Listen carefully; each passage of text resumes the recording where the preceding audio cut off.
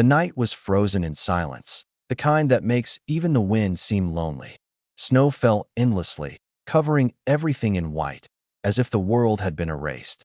Inside a small wooden cabin on the outskirts of town, Ethan Cole, a former Marine and now single father, sat near a dying fireplace. His little daughter, Leia, slept on the couch, her small hands clutching a worn teddy bear. The room was dark, the air cold, and the last pieces of firewood were already turning to ash. Ethan stared at the flames, his eyes heavy, not from sleep, but from memories of better days. He once built motorcycles, ran a small workshop, and wore his pride like armor. But after losing his business, his wife, and everything that gave life meaning, all that remained was this old cabin and the silence that accompanied it. Outside, the blizzard was growing wild. The wind howled through the cracks, making the windows tremble. The roof groaned as the snow accumulated more and more heavily with each passing minute. Ethan checked on his daughter again, tightened her blanket, and looked out the window just to see if the world still existed beyond the storm. That's when he saw them, headlights piercing the wall of snow. One, then two, then more, until the mountain road below his cabin glowed like a string of stars. The deep rumble that followed was not thunder. It was the sound of motorcycles that, if you believe in goodness, in second chances, and in helping others in their darkest nights. Like, comment, share, and subscribe, and tell us in the comments where you're watching from. Your support keeps stories of hope alive. Ethan went outside, his boots sinking into the snow up to his ankles. He tightened his jacket as the sound grew louder. From the blizzard emerged a formation of 20 motorcycles, their headlights glittering through the white storm like fire and frost. At their head was a woman, tall, confident, with eyes that spoke of strength and untold stories. Sierra Rhodes, CEO of one of the largest motorcycle equipment companies in the country and leader of the all-female biker team known as the Valkyries. They were road warriors, veterans, survivors, and dreamers who rode for change. The motorcycle stopped in front of Ethan's cabin. The bikers' coats were dusted white with snow. Sierra removed her helmet and took a deep breath, her voice soft but firm. "We need shelter, please." Ethan looked at the 20 women shivering in the storm.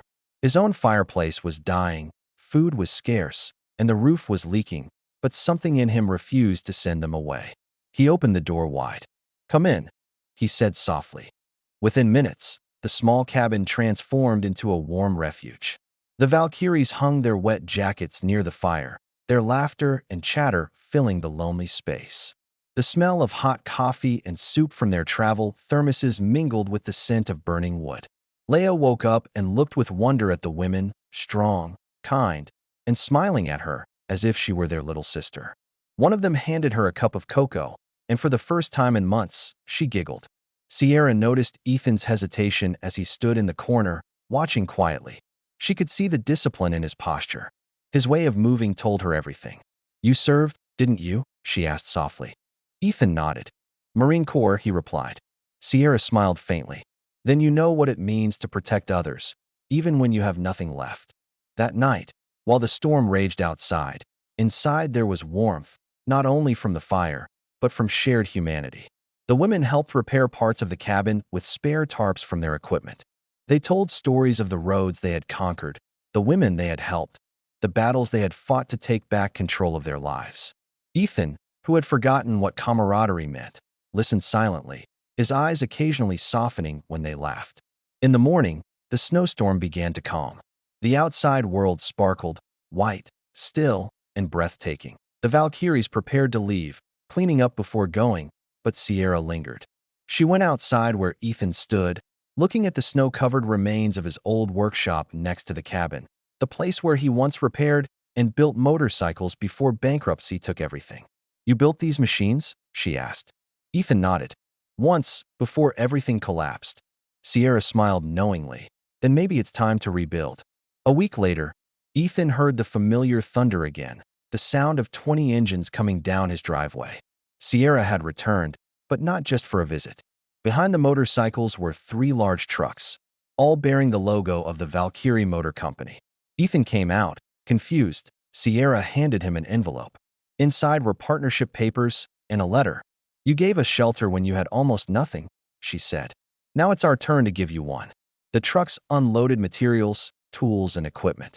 With the help of the Valkyries and local volunteers, Ethan's old workshop was reborn. The sign above the door read Leia's Garage.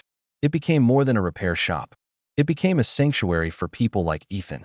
Veterans, widows, and single parents came there to learn, to work, and to rebuild their lives. Sierra officially partnered with Ethan, naming him head of a new restoration project under her company, focused on offering jobs to struggling veterans. Within months, the cabin that once echoed with silence now buzzed with life, laughter, engines, and music. Snow still fell every winter, but now it brought memories of hope, not despair. Years later, at a large charity event for the Valkyrie Foundation, Ethan stood alongside Sierra on stage. His daughter Leia, now a teenager, watched proudly from the crowd. He spoke into the microphone, his voice trembling with gratitude. That night, I thought the world had forgotten me, but it hadn't. It just sent angels riding through the snow. The audience stood and applauded. Sierra smiled humbly, her eyes shining. She knew this was not just a story of survival. It was a story of humanity in its purest form. Before the screen fades, the narrator's voice returns, soft but firm. If this story touched your heart, please like, comment, share, and subscribe.